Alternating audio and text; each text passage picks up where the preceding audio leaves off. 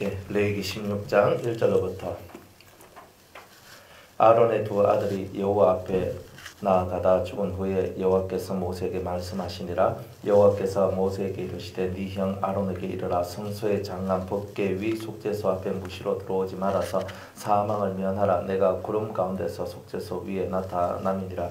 아론이 성소에 들어오려면 수송아지로 속죄 제물을 삼고 수양으로 번제물을 삼고 거룩한 세마포 속옷을 입으며 세마포 고이를 살에 입고 세마포 띠를 띠며 세마포 관을 쓸지니 이것들은 거룩한 옷이라. 물로 몸을 씻고 입을 것이며 이스라엘 자손의 회중에게서 속죄 제물을 위하여 수염소 둘과 번제물을 위하여 수양 하나를 취할지니라. 아론은 자기를 위한 속죄제에 수송아지를 드리되 자기와 군속을 위하여 드리고 또 그 두 염소를 취하여 회막문 여호와 앞에 두고 두 염소를 위하여 제비 뽑아 한 제비는 여호와를 위하고 한 제비는 아사셀을 위하여 할지며 아론은 여호와를 위하여 제비 뽑은 염소를 속죄제로 드리고 아사셀을 위하여 제비 뽑은 염소는 산대로 여호와 앞에 두었다가 그것으로 속죄하고 아사셀을 위하여 광야로 보낼지니라. 아론은 자기를 위한 속죄제에 수송아지를 드리되 자기와 본속을 위하여 속죄하고 자기를 위한 그 속죄제 수송아지를 잡고 향로를 취하여 여호와 앞 단 위에서 피운 불을 그것에 채우고 또 두 손에 곱게 간 향기로운 향을 채워 가지고 장 안에 들어가서 여호와 앞에서 분향하여 향년으로 전곡궤 위 속죄소를 가리우게 할지니 그리하면 그가 죽음을 면할 것이며 그는 또 수송아지의 피를 취하여 손가락으로 속죄소 동편에 뿌리고 또 손가락으로 그 피를 속죄소 앞에 7번 뿌릴 것이며 또 백성을 위한 속죄제 염소를 잡아 그 피를 가지고 장 안에 들어가서 그 수송아지 피로 행한 같이 그 피로 행하여 속죄소 위와 속죄소 앞에 뿌릴지니 곧 이스라엘 자손의 부정과 그 범한 모든 죄를 인하여 지성소를 위하여 속죄하고 또 그들의 부정한 중에 있는 회막을 위하여 그같이 할 것이요 그가 지성소에 속죄하러 들어가서 자기와 그 권속과 이스라엘 온 회중을 위하여 속죄하고 나오기까지는 누구든지 회막에 있지 못할 것이며 그는 여호와 앞 단으로 나와서 그것을 위하여 속죄할지니 곧 그 수송아지의 피와 염소의 피를 취하여 단 귀퉁이 뿔들에 바르고 또 손가락으로 그 피를 그 위에 7번 뿌려 이스라엘 자손의 부정에서 단을 성결케 할 것이요 그 지성소와 회막과 단을 위하여 속죄하기를 마친 후에 산 염소를 드리되 아론은 두 손으로 산 염소의 머리에 안수하여 이스라엘 자손의 모든 불의와 그 범한 모든 죄를 고하고 그 죄를 염소의 머리에 두어 미리 정한 사람에게 맡겨 광야로 보낼지니 염소가 그들의 모든 불의를 지고 무인지경에 이르거든 그는 그 염소를 광야에 놓을지니라. 아론은 회막에 들어가서 지성소에 들어갈 때 입었던 세마포 옷을 벗어 거기 두고 거룩한 곳에서 물로 몸을 씻고 자기 옷을 입고 나와서 자기의 번제와 백성의 번제를 드려 자기와 백성을 위하여 속죄하고 속죄제 희생의 기름을 단에 불사를 것이요 염소를 아사셀에게 보낸 자는 옷을 빨고 물로 몸을 씻은 후에 진에 들어올 것이며 속죄제 수송아지와 속죄제 염소의 피를 성소로 들여다가 속죄하였은즉 그 가죽과 고기와 똥을 밖으로 내어다가 불사를 것이요 불사른 자는 옷을 빨고 물로 몸을 씻은 후에 진에 들어올지니라. 너희는 영원히 이 규례를 지킬지니라. 7월 곧 그 달 10일에 너희는 스스로 괴롭게 하고 아무 일도 하지 말되 본토일이든지 너희 중에 우가는 객이든지 그리하라. 이날에 너희를 위하여 속죄하여 너희로 정결케 하리니 너희 모든 죄에서 너희가 여호와 앞에 정결하리라. 이는 너희에게 큰 안식일인즉 너희는 스스로 괴롭게 할지니 영원히 지킬 규례라. 그 기름 부음을 받고 위임되어 그 아비를 대신하여 제사장의 직분을 행하는 제사장은 속죄하되 세마포 옷고 성의를 입고 지성소를 위하여 속죄하며 회막과 단을 위하여 속죄하고 또 제사장들과 백성의 회중을 위하여 속죄할지니 이는 너희의 영원히 지킬 규례라. 이스라엘 자손의 모든 죄를 위하여 1년 1차 속죄할 것이니라. 아론이 여호와께서 모세에게 명하신 대로 행하니라. 아멘. 기도하겠습니다. 은혜로우신 하나님, 주님의 말씀을 통하여서 오늘 저희들이 주께로 더 가까이 나아가길 원합니다. 주님, 이 길이요 진리요 생명이오니 그 길과 진리와 생명 되신 주를 쫓아 오늘도 한 길로만 걸어가는 저희들 되게 하옵소서. 이 시간도 성령으로 깨닫게 하시고 우리의 심령이 변화되게 하시고 살리는 주의 영의 역사만이 우리 속에 있게 하여 주옵소서. 예수님의 이름으로 기도드리옵나이다. 아멘.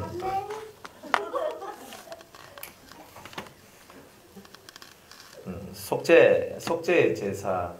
그러니까 속죄, 왜 주님은 이 세상에 이렇게 속죄의 프로그램을 만드셨을까?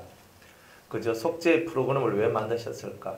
그냥 인간, 보잘것없는 인간들 그냥 쓰레기 취급하고 그냥 버려서 소각해버리고 새로 만드셔서 새로 시작할 수도 있는데, 근데 하나님의 마인드가 뭘까? 이거예요. 하나님의 마인드. 하나님은요, 자기가 창조한 창조물에 대하여 자기가 원래 가지고 있는 그 원 계획을 실천하고자 하시는 하나님. 다른 말로 나는 실패하지 않는다는 것.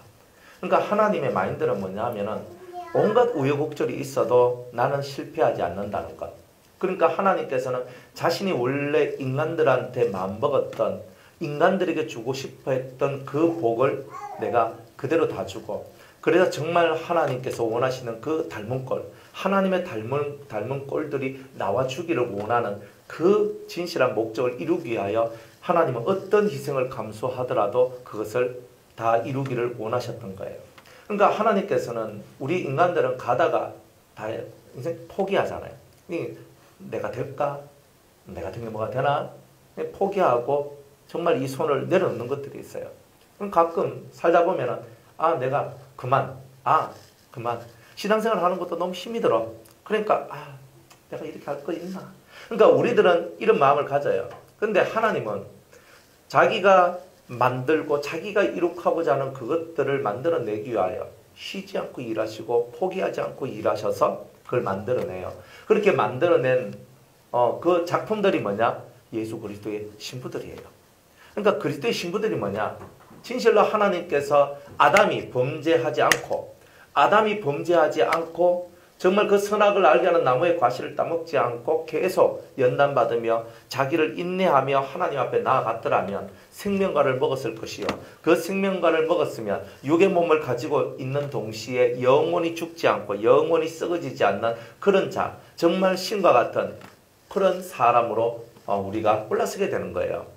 그런데 우리 인간이 범죄함으로 말미암아 그 하나님의 계획이 다 떨어진 거예요. 하나님의 모습이 뭐냐? 내 닮아라 이거거든요. 내 닮아라. 그러면 여러분들도 자식들을 바라보면 내 안 닮은 자식 바라보면 좀 이상하잖아요. 저건 뭐고 이렇게 나오잖아요. 우리가 형태만 보더라도 저건 내 닮았네. 그죠? 딱 보면 내 닮았네. 딱 나오잖아요.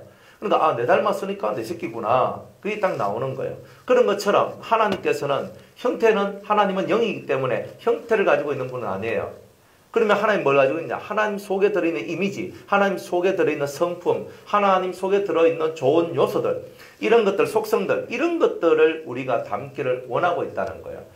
우리는 죄인이에요, 우리는 인간이에요 라고 우리는 다 말하고 있지만, 그런 우리들을 사탕을 주기도 하고 또한 당근을 주기도 하시면서 우리를 치고 우리를 이끌어 가시면서 당신이 원하시는 인간의 모습으로, 당신이 원하시는 하나님 아들의 모습으로 우리를 변화시키기를 원한다는 거예요.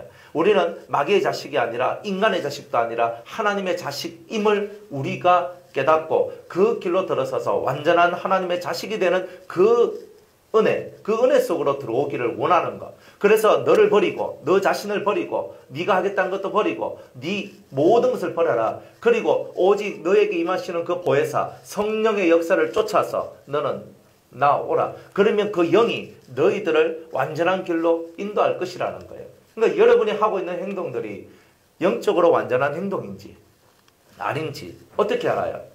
그러니까 성령이 내게 역사를 하고 있다 할지라도 항상 성령이 역사하는 모든 기준은 이 하나님 말씀에 있는 거예요. 하나님의 법 안에 있는 거예요.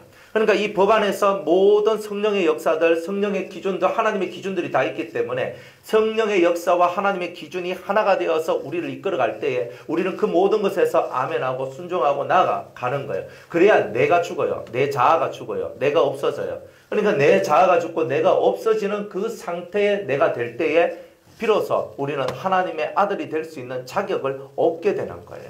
영접하는 자 그랬잖아요. 누구를? 예수를.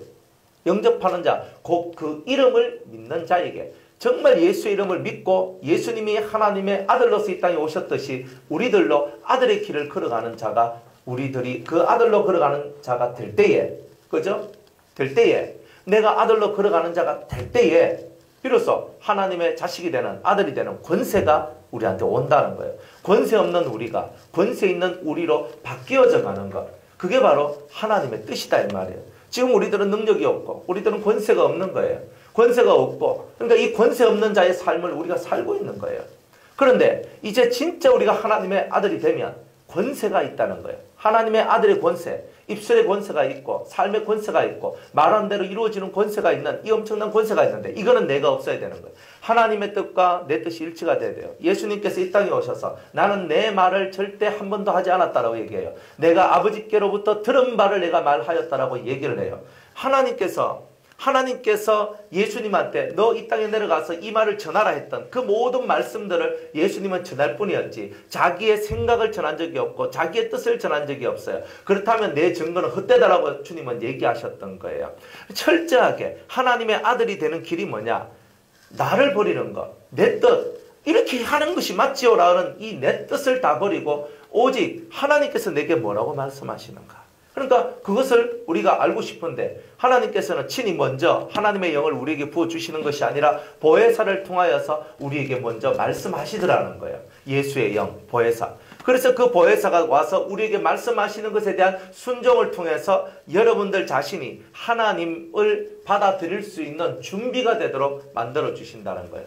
예수님의 역사를 통과하지 못하면, 성령의 역사를 통과하지 못한 사람은 하나님의 신의 역사를 받아들일 자격이 없다라는 거예요. 그러니까 하나님께서는 그래서 우리에게 이 성령의 역사를 통해서 우리가 깨닫고 우리가 변화되고 회개하고 하는 예수님을 닮아가기 위하여 불철주야 노력을 하며 우리의 이 심령의 모습들을 변화시키는 이 일을 하기를 원하셨던 거예요. 그래서 이 모든 것을 하려고 그러니까 내 발목 잡는 게 뭐냐? 죄더라 이 말이에요. 이 죄가 내 발목 탁 잡아요. 내가 확 나가려고 하면 죄가 탁 잡아요. 내가 확 나가려고 하면 죄가 팍 잡아요. 여러분들, 죄라는 것은 우리 속에 있는 어둠이거든요. 우리의 마음의 어둠을 만들어내는 모든 것들은 다 죄의 역사인 거예요. 그러니까 이 심령 속에서 올라오는 수많은 갈등과 고통과 아픔과 죄의 역사들이 우리의 하나님을 향해 나아가는 이 마음들 다 팍 잡아버리고 하나님께로 못 나아가, 하나님께로 나아가지도 않아. 그러니까 이 심령 속에 그런 것들이 만들어지기 시작하는 거예요. 그러니까 하나님께서는 죄를 가지면 양심의 고통을 당하게 되고, 양심의 고통을 당하게 되면 신 앞으로 나아갈 수가 없는 거예요. 그러니까 이 양심의 자유를 줘야 되는데, 죄를 갖고서는 양심의 자유를 누릴 수가 없으니까 이 속죄, 죄를 사해줄 수 있는 이 길을 열어주지 아니하면 인간은 일평생 살아가도 하나님의 뜻을 이룰 수도 없고 하나님께서 원하시는 그 길로, 하나님 아들의 길로 들어올 수가 없는 이런 일들이 있게 되더라는 거예요. 그래서 하나님께서는 우리에게 이 속죄의 길을 열어주시면서 우리 양심의 자유를 얻어, 정말 신의 세계로 들어갈 수 있는 길을 열어주신다. 그래서 이 속죄제가 중요하다는 것입니다. 그리고 우리의 힘으로 구원받을 수 있으면, 신을 내가 믿고 신을 따라가야 될 이유가 없는 거예요. 그런데 주님께서는 우리에게 이 성경 그 어느 곳에도 너희가 구원을 얻을 수 있는 길은 이 길이라 하면서 우리한테 가르쳐 주신 모든 길은요, 예수를 통하지 않고는 이룰 수가 없는 길을 우리한테 주셨던 거예요. 예수의 피를 믿으라, 예수의 십자가를 믿으라, 예수의 말씀을 믿으라, 예수의 삶을 믿으라. 항상 그 예수를 믿으라고, 예수 외에는 다른 구원받을 만한 다른 이름을 주신 적이 없다라고, 예수만이 길이다, 그게 좁은 길이라고 우리한테 말씀하셨던 거예요. 좁은 길이 뭐냐? 예수밖에 없으니까 좁은 길인 거예요. 세상은 그렇게 말하지 않거든요. 종교 이렇게 다원론자들, 이런 사람들은요, 말합니다. WCC나 이쪽에 있는 사람들이, 그죠? 공식적으로 WCC에 동참한 사람들이 다 그렇진 않아요.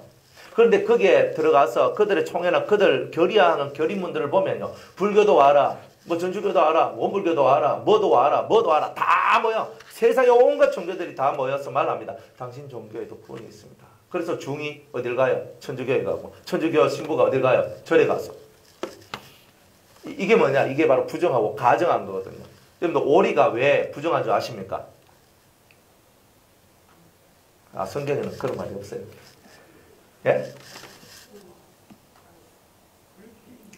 오리가 왜 부정한 줄 아십니까? 오리는 날거든요. 오리 날아요. 나니까 새예요. 근데 문제는요, 이 다른 새한테는 없는 오리만의 독특한 발 구조가 문제가 있는 거예요. 이 발에 물갈퀴가 있어. 새는 하늘을 나르면 되는 거지. 물에서 헤엄치는 것은 그거는 물에서 수영하고 물에서 막 하는 이거는 새가 해야 될 일이 아니라는 거예요. 그러니까 주님은 뭐냐 하면 새는 새답게 물고기는 물고기답게 이래야 가정하지 않는데 하나님께서는 이런 거 확실하게 사람은 사람답게 짐승은 짐승답게 이거예요. 그런데 이 오리는요. 오리다운 거예요. 하늘도 날고 물도 헤엄치고 물에서 휙 내려가서 물고기 확 잡고 올라오고 그러면서 물에도 살 수 있는 그런 오리가 되어버린 거예요. 그러니까 하나님께서는 그걸 부정하다는 거예요. 두 모습을 가지면 부정하다. 그러니까 우리한테도 마찬가지예요. 그런 모습이에요. 여러분들 돼지가 왜 부정해요? 예? 돼지는 이 굽이 있고 쪽이 갈라졌어요. 그거 부정하지 않잖아요. 예? 근데 뭘 안 해요? 되새김질 안 해요. 되새김질 안 해요. 그리고 이 돼지는요. 지 앞에 있는 거는 지 동료의 살찜이라고 처먹어요. 다 먹는 게 돼지예요. 돼지는 못 먹는 게 없어요. 위에서 사람이 똥을 싸도 꿀꿀꿀 하면서 똥을 먹고 자라면 똥돼지가 돼요. 그러니까 무엇이든지 갖다 주면 다 먹는 게 돼지예요. 지금 현재 종교가 뭐냐 하면은 돼지예요. 절이 돼지고 천주교가 돼지예요. 절도 옛날 산에 있잖아요. 산에 들어가가지고 쪽이 갈라졌어. 산에 들어가서 돌을 닦고 수양을 했거든요. 그러나 예수가 없으니까 진정한 생명의 되새김질이 안 되는 거예요. 말씀이 없으니까. 지금은요. 절이 세상으로 내려왔어요. 얼마 전에 어디든가 지나가는데 우리가 십자가 있잖아요. 십자가 이렇게 이 종탑이 있으면 십자가 세우잖아요. 근데 십자가 딱 보는데 갑자기 절 마크가 우리처럼 이렇게 돼 있는 거예요. 종탑에 절 마크가 올라가 있어요. 지금. 그러니까 이 세상이 지금 이렇게 돼 있는 거예요. 그러니까 하늘에 옛날에는 빨갛게 수놓은 게 뭐예요? 십자가였어요. 지금은 절도 자기의 마크를 그 위에 만자, 그죠? 만자를 붙여놓은 그 세상이 지금 이렇게 들어가고 있는 거예요. 그게 뭐예요? 돼지예요. 자기 길을 걷지 못하는 돼지, 오리. 그러니까 자기의 길. 짐승은 풀을 먹으라 그랬거든요. 모든 육고기를 먹는 짐승들은 다 부정해요. 하나님께서 명령하신 땅에서 뿌리로 자라는 풀들을 먹으면서 살아요. 그러니까 이 풀을 먹고 살아가야지만 짐승의 역할을 하는데 그 풀을 먹지 않고 살아가면 짐승의 역할이 안 돼요. 그런데 그 중에서 피가 흐르는 것들을 잡아먹으면 다 부정해져요. 다 부정해져요. 그러니까 맹수들은 다 부정한 거예요. 새도 곡식을 먹는 새, 벌레를 먹는 새 이런 거는 정하다 그래요. 그런데 뭘 먹으면 짐승의 사체를 뜯어먹는 것들은 다 부정해요. 피를 먹는 거거든요. 그러니까 다 이유가 있단 말이에요. 그러니까 하나님께서 먹지 마라 하는데 왜 그런 이유가 있을까? 우리가 그런 짐승을 보고 깨닫기를 원하는 거예요. 그래서 이 세상에 많은 것들이 찐 짬뽕이 돼가 부처를 믿어도 다른 이것들 믿어도 서로 압수하고 서로 가도 다 된다. 그 넓은 길이에요. 그래 하나님께서 그들은 멸망으로 간다고 그랬거든요. 주님께서 우리에게 주신 길은 한 길밖에 없어요. 한 길. 예수밖에 없어. 예수님은 뭔데? 진리고 말씀이잖아요. 그러니까 이 성경에서 이 말씀에서 하지 마라 하는 것은 하면 안 되고 이 말씀에서 하라는 것은 해야 되는 거예요. 그게 가장 기본의 원리인 거예요. 그래서 속죄의 길을 예수를 통하여 내려준 이 속죄의 길, 단 하나의 길만 우리한테 열어주신 거예요. 단 하나의 길. 근데 여러분은 단 하나의 길을 걷고 계시죠? 그죠? 단 하나의 길을 걷고 계시잖아요. 예수만이 여러분의 길이라고 믿잖아요. 예수만이 여러분의 길이라고 믿고 예수만이 여러분의 생명이라고 믿잖아요. 그러면 진짜 그분 앞에 여러분의 인생을 맡기세요. 그리고 그분이 걸어갔던 길이 결코 넓은 길이 아닙니다. 그분이 걸어갔던 길은요. 이 세상에서의 모든 소유를 버렸던 무소유의 정신이었고 그리고 자기 자신을 버려요. 자기 자신의 생명을 아낌없이 내놔요. 자기 생명까지도 내놓을 수 있는 그런 담대함이 있어요. 예수님은 저항하지 않고 예수님은 때리면 맞고 자기의 길을 걸어가서 자기 목숨까지도 다 내놓고 살아가요. 그게 바로 예수님이고 그게 바로 주님이 걸어가셨던 길이에요. 하나님 뜻을 이루기 위해서 자기의 뜻을 한 번도 내펼치지 않는 분이 바로 예수님이에요. 그 길을 걷는 것이 바로 오늘 우리의 길이에요. 그래서 예수만이 길인데 예수만이 길이라는 것을 속죄의 원리를 통하여서 우리에게 보여주고 계시는 거예요. 그래서 하나님 예수님만이 길이군요. 예수만이 길입니다. 예수님이 속죄의 길입니다. 그래서 다른 길은 없고 예수님을 통해서 오는 이 속죄의 길만을 쫓아가는 것. 이게 바로 오늘 우리가 깨닫고 우리가 어떤 길을 걸어가더라도 예수님을 떠나서는 살 수 없다는 것을 깨닫는 그런 우리가 다 되어야 될 줄로 믿습니다. 그래서 이 레위기 16장은요. 속죄의 모형입니다. 속죄의 모형. 예수님을 통해서 우리에게 내려주시는 속죄의 모형.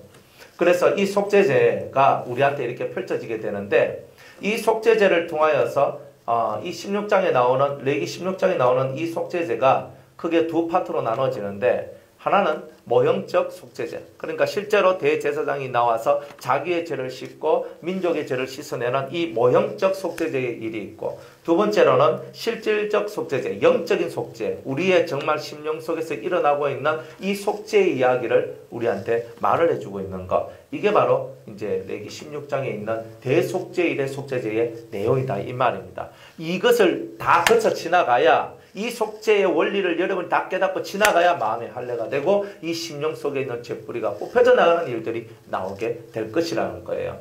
그래서 우리는 죄가 크게 두 가지 죄가 있다고 그랬죠. 하나는 죄의 뿌리인 원죄. 그리고 죄의 두 번째는 죄의 뿌리를 통해서 이 세상에 내려왔던 자범죄. 그러니까 이 원죄와 자범죄 속에서 여러분들이 어떻게 죄사함을 받아야 되는가. 이제 이것이 이 속죄의 원리 속에서 나오더라는 거예요. 첫 번째는 모형적 속죄제입니다. 먼저 제사장이 제물을 준비를 해요. 제물을 준비해요. 그래 흠없는 수염소 2마리를 준비해요. 2마리. 염소를 2마리 준비해요.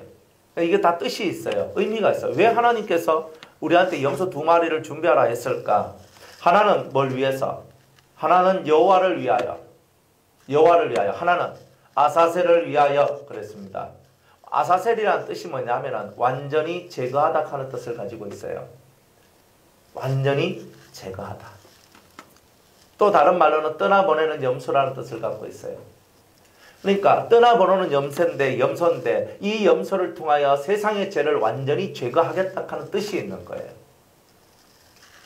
그래서 이 떠나보내는 염소, 그래서 이 대제사장이 이 2마리 수염소 중에 한 마리는 잡아가지고 그 피를 받아요.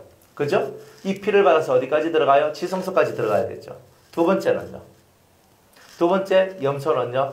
모든 사람들이 회개하고 통회하고 잡아갈 때 그 죄를 이 염소한테 증가시켜서 이 염소를 무인지경에다가 보내는 거예요. 그래서 떠나는 염소, 이게 아사셀 염소라는 거예요. 그래서 이 2마리를 준비를 해요. 그리고 대제사장이 나와요. 이 대제사장은 자신을 위하여 속죄의 제사를 먼저 드려요. 자기가 죄를 가지고서 다른 민족의 죄를 대신 회개해주고 대신 그들을 위한 중보의 일을 못한다는 거예요.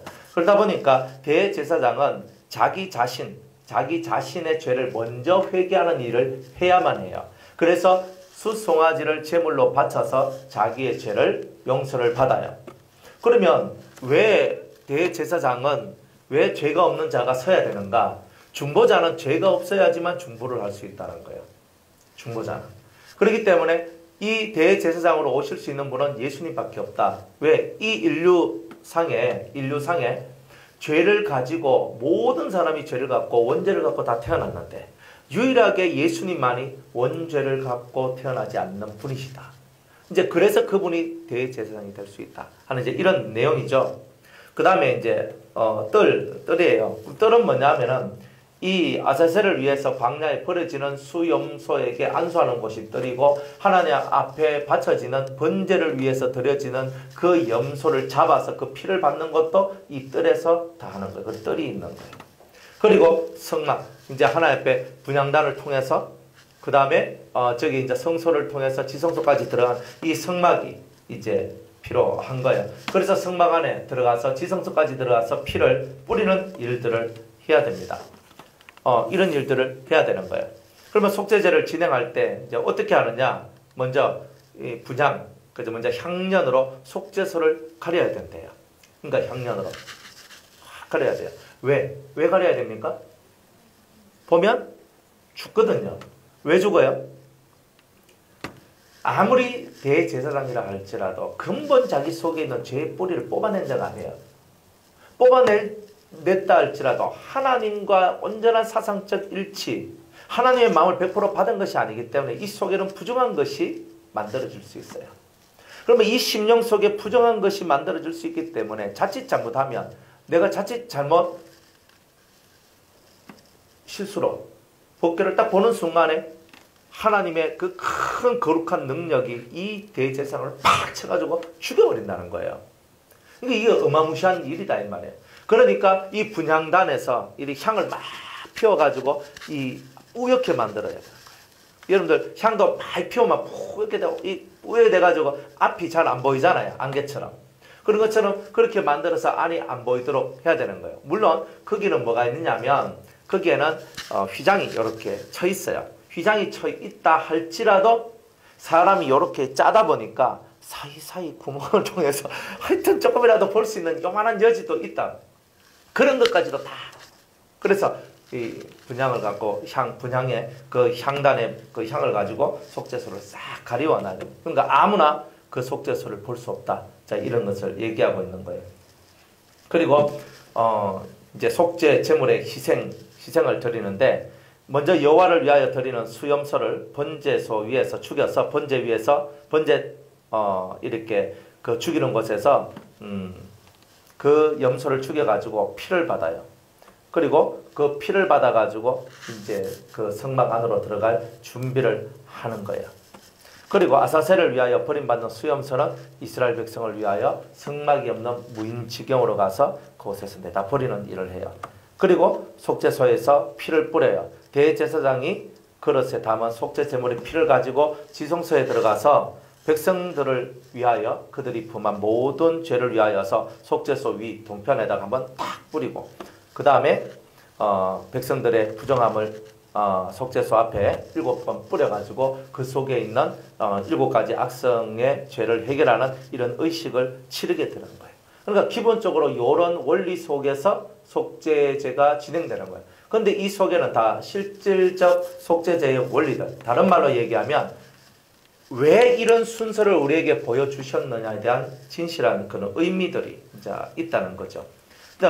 그러면 우리가 제물에 대한 얘기부터 먼저 해볼게요. 제물은 이미 다 알고 있지만은 흠없는 수염소 2마리를 잡았어요. 그러면 여기는 2마리지만 실제적으로 예수님이 하시는 일 2가지를 얘기하고 있는 거예요. 예수님이 해야 될 일 2가지. 하나는 뭐예요? 하나는 번제의 제물로서의 예수님. 하나는 아사셀의 제물로서의 예수님이란 말이에요. 그러면 번제 제물은 뭐예요? 속죄의 피를 흘리는 거잖아요. 자기가 죽어서 피를 흘림으로 말미암아 하나님의 공의와 하나님의 사랑을 이루는 것을 하는 것. 이게 바로 번제의 일이죠. 그죠? 자, 그런데 여기서는요, 사랑의 거예요. 사랑의 것. 사랑이 뭐냐?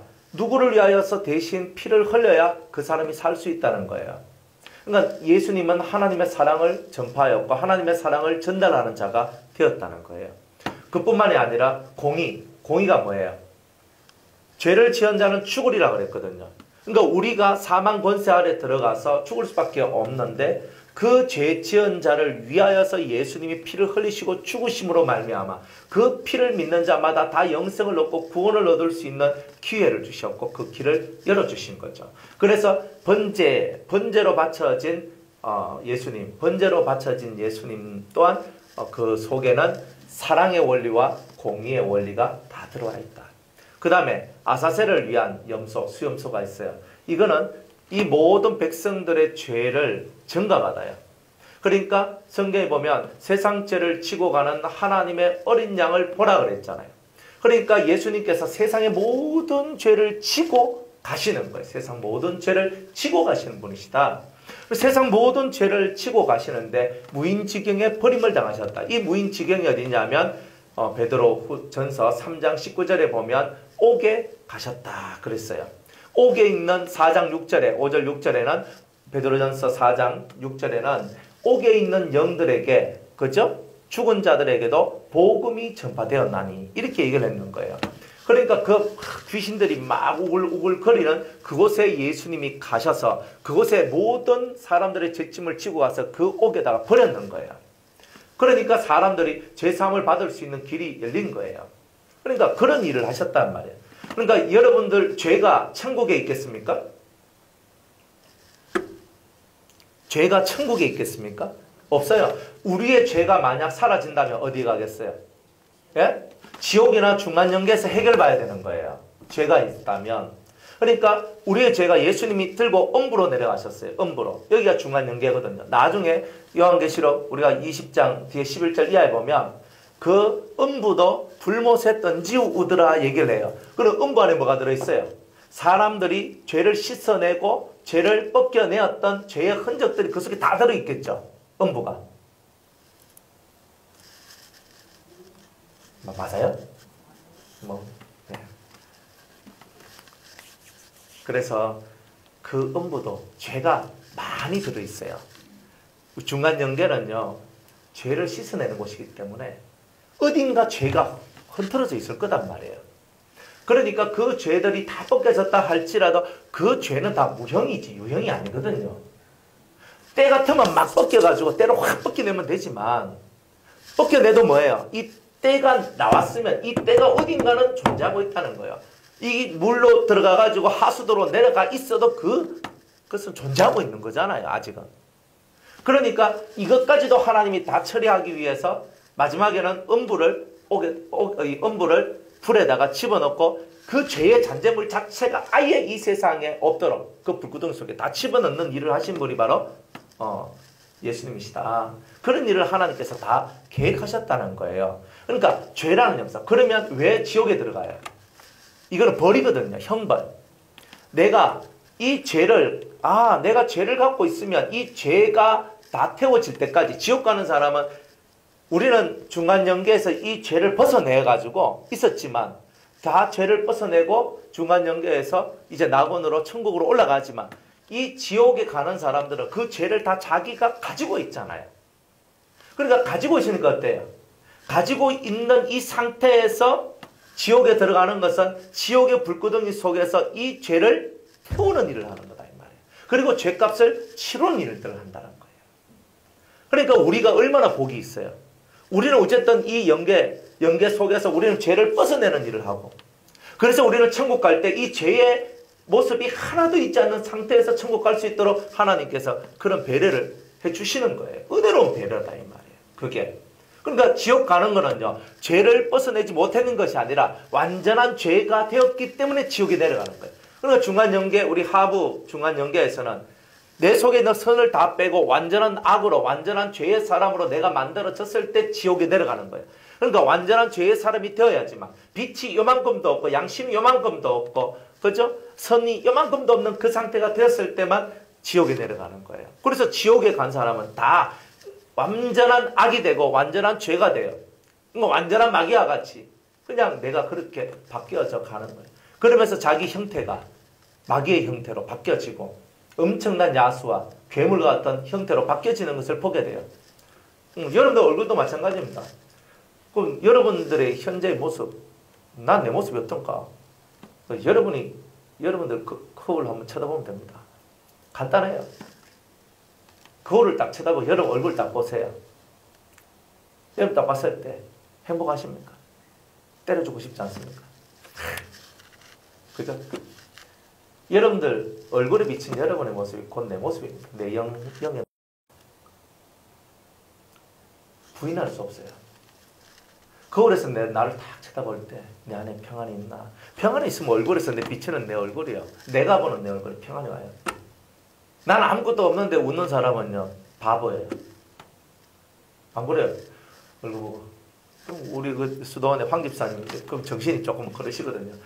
맨날 거울 앞에 가요. 그것도 병이라 정신병인데 거울 앞에 가. 이래 있어요.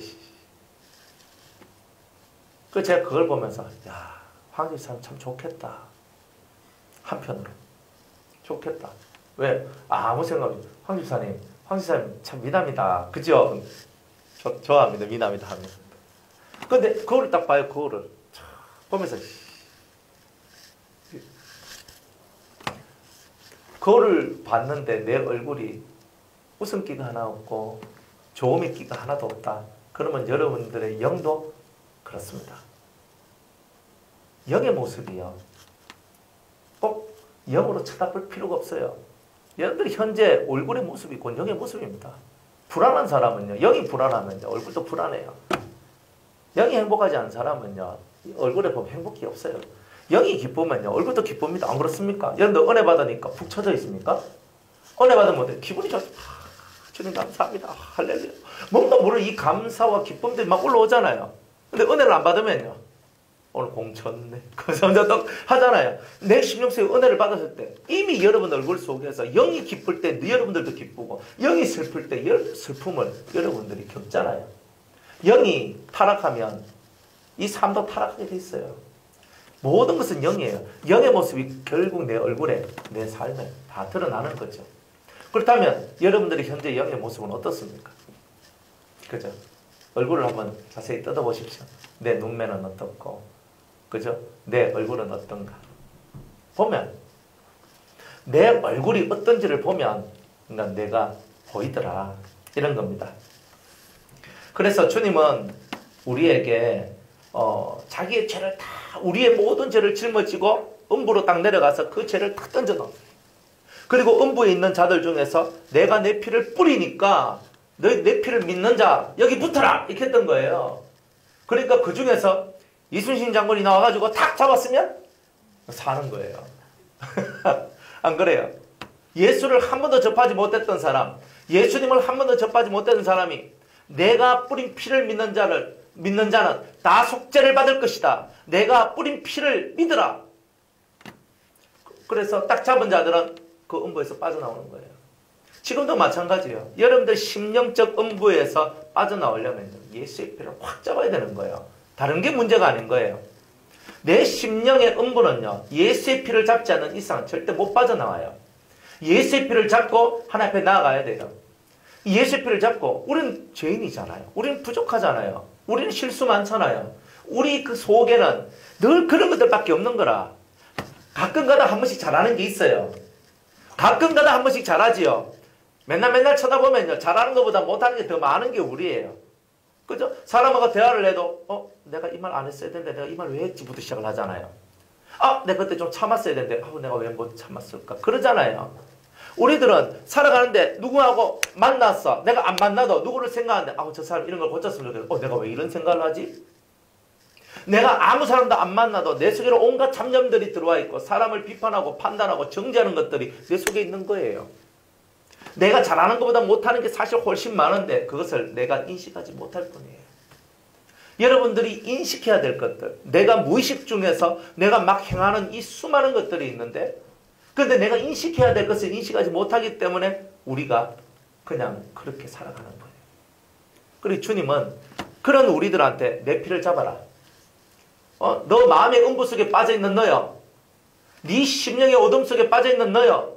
내 피를 믿으라. 나를 잡으라. 십자가에 나를 믿으라. 나를 잡으라. 이렇게 주님께서는 음부에서 외치듯이 오늘 이 시대에 심령의 음부 속에 빠져있는 자들한테 내 피를 믿으라고, 내 손을 잡으라고, 내 십자가를 잡으라고 주님께서는 말씀하고 있는 겁니다. 그리고 우리는 그걸 잡고 오늘도 나아가는 거예요. 그래서 십자가 무한 공로일세. 정말 이 십자가가 무한한 공로예요. 이게 공이란, 하늘의 공이란 말이에요. 이걸 붙들고 나아가는 자만이 다 살게 돼요. 근데 우리가 살 수 없는 이유는 단 하나, 십자가를 매일매일 붙들고 있지 않기 때문에 그런 거예요. 여러분들이 십자가를 붙들고 있으면 살아가요.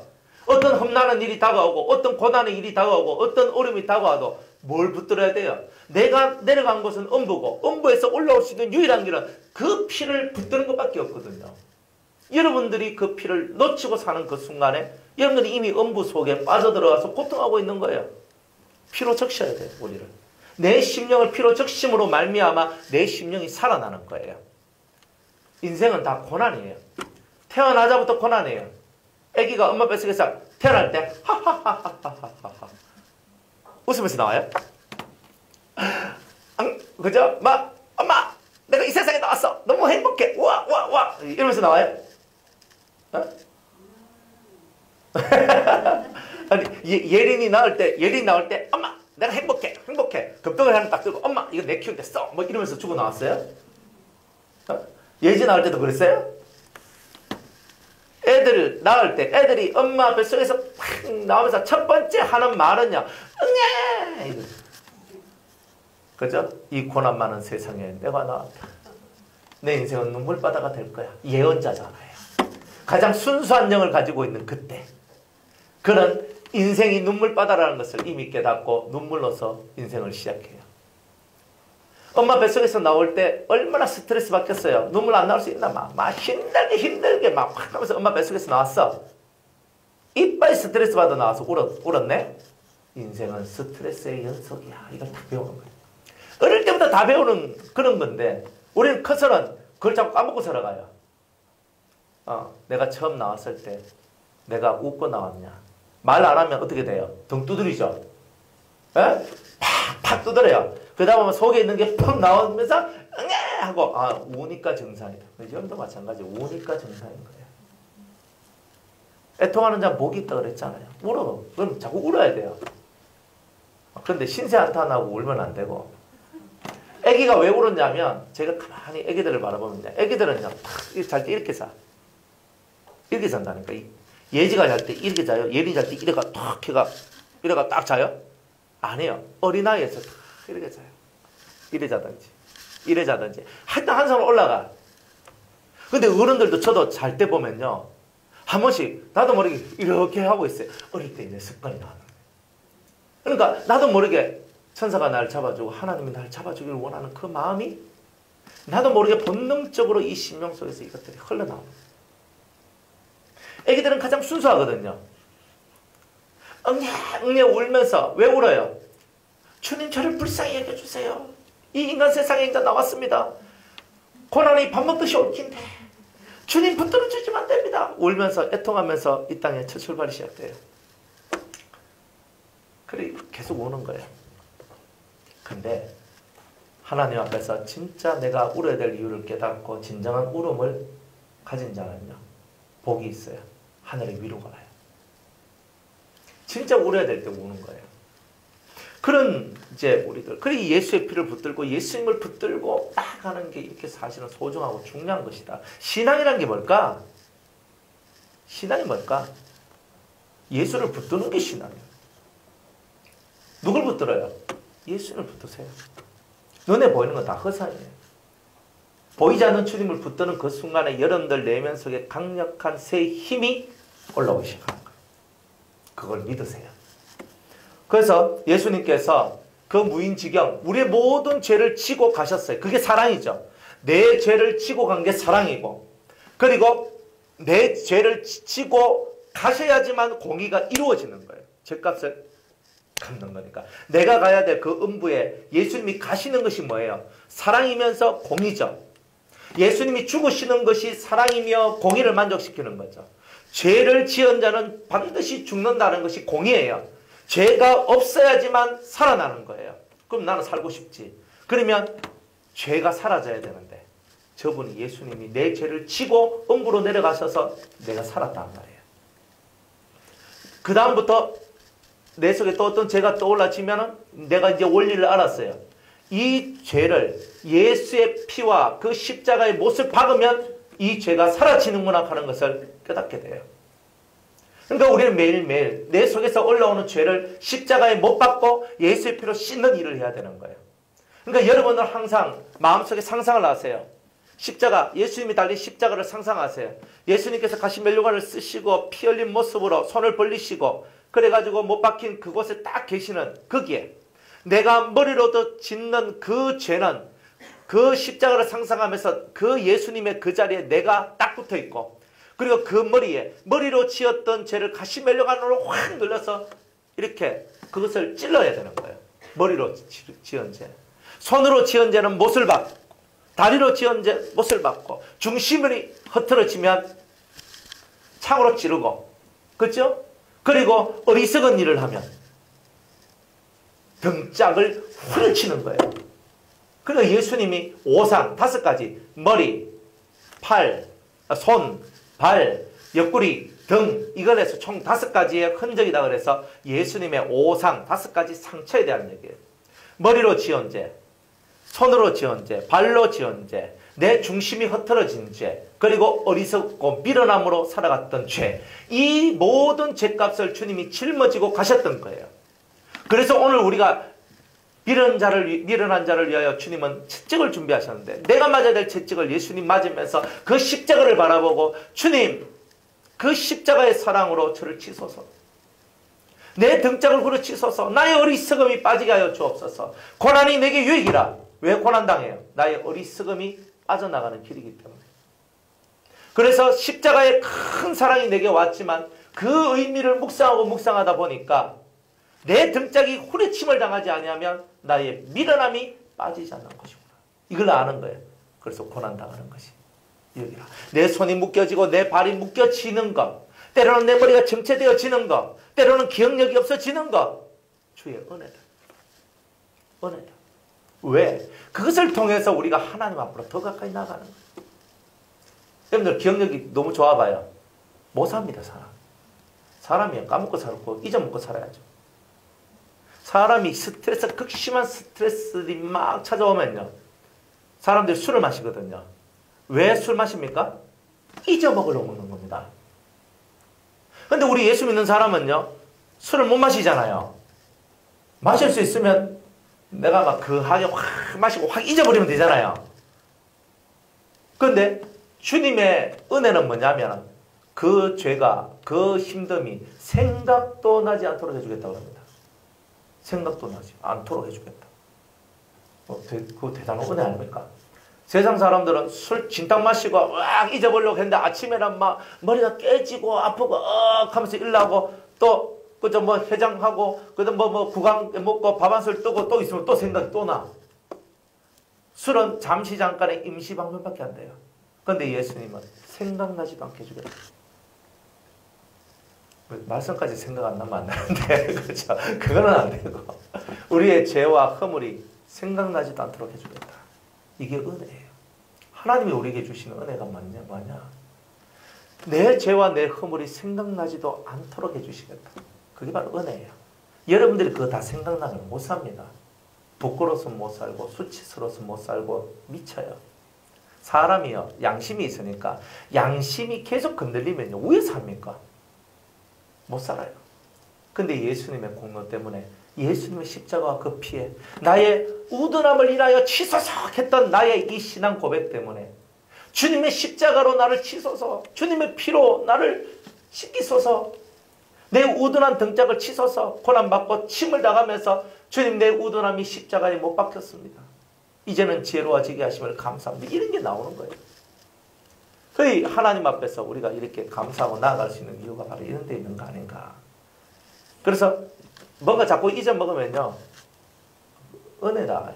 은혜다. 안 잊어먹고 있으면, 안 잊으면 내한테는 고통이다. 고통이다. 여러분들 속에 좋은 일이 생각이 많이 나요? 안 좋은 일이 생각이 많이 나요? 예? 은혜를 받은 사람들은 좋은 일이 많이 생각나요. 좋은 게. 근데 은혜가 떨어지면요, 안 좋은 게 자꾸 생각나요. 섭섭하네, 이 가운데, 그죠? 그러니까 우리의 이 심령 속에서는 은혜를 받으면 내 마음에 섭섭함도 없고 원망도 없고 아픔도 없어요. 하나님 십자가, 그리스도의 십자가 앞에 가서 무릎을 꿇고 그 피로 나를 적셔주소서. 주님의 사랑이 나를 듣길 원하나이다. 그러면 이 심령이 새로워져요. 할렐루야. 다 그렇게 되시길 바랍니다. 그래서 세상 그 누구도 안 되는 거예요. 자, 그 다음에 이 제물 2마리가 필요하고, 그 다음에 대제사장이 있어야 된다 그랬죠. 대제사장은 예수님인데, 대제사장은 죄가 없어야만 해요. 죄 있는 자는 안 돼요. 그래서 인간은 자기 죄를 먼저 속죄한 상태, 의로워진 상태에서 제사를 드려야만 하는 거예요. 만약 의롭지 않은 상태에서 제사를 드리다가는 그 속죄소가 있는 지성소에서 제사장이 죽게 돼요. 그죠? 죽게 돼요. 그러면 죽으면 어떻게 돼요? 지성소 안에 우리가 들어갈 수 있어요? 없어요? 못 들어가요. 그러면 못 들어가는데 그 시체는 어떻게 끄집어내요? 네? 일단 방울, 이 제사장은요, 방울을 다 이렇게 메고 있고 줄을 달아놔요.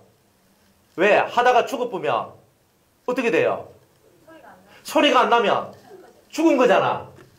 딸랑딸랑 해야 되잖아요. 내가 피를 뿌리고 속죄서 피를 뿌리고 하나님 앞에 기도를 하면서 하나님 하면서 막 기도를 하거든요. 그러면 그 속죄소 이 두 그룹 사이로 하나님 말씀이 들려지면 그 음성을 받아 응답을 받고 나와서 백성들한테 선포도 하고 하는데 뭐 못 받으면 속죄 제사나 드리고 나가야 된다고. 근데 내가 부정한 상태, 깨끗하지 못한 부정한 상태에 내가 들어갔다가 하나님 앞에 발각돼서 그 즉사했어요. 딸랑딸랑 하다가 킥 하면 죽어버렸네. 그러니까 사람들이 아무리 기다려도 안 나와. 그러니까 그 아들 제사장이 들어가가지고 보니까 아버지가 요렇게 보면 그죠? 딸랑딸랑 소리가 안 나오잖아. 그러니까 줄로 당겨가지고 끄집어내는 거예요. 이만큼 엄중한 것이 바로 여기에요. 대제사장은요, 의인이 아니면 깨끗한 심령이 아니면 그 안에 못 들어가요. 그러니까 이 심령 자체가 깨끗해야 돼요. 심령 자체가. 그러니까 대제사장은 무조건 의인이 되어야만 한다는 거예요. 그런데 이 땅에 나온 모든 사람들은 다 자기 죄를 속하고 난 다음에서야 다른 사람의 죄를 속할 수밖에 없는 이 이야기다. 그런데 예수님은 태어날 때부터 동정녀 마리아로부터 그저 남자의 정자를 통해서 나온 자식이 아니라 하나님의 힘을 통해서 낳은 자식이기 때문에 예수님은 남자 속에 있는 이 정자 속에는 남자의 정자 속에는 유전자가 들어있고 이 유전자 속에는 죄의 씨앗이 들어있고 원죄성의 뿌리가 들어있단 말이에요. 그것을 통해서 나음을 받지 않았단 말이에요. 그러니까 죄가 예수님한테는 역사되어지지 않는단 말이에요. 않는다.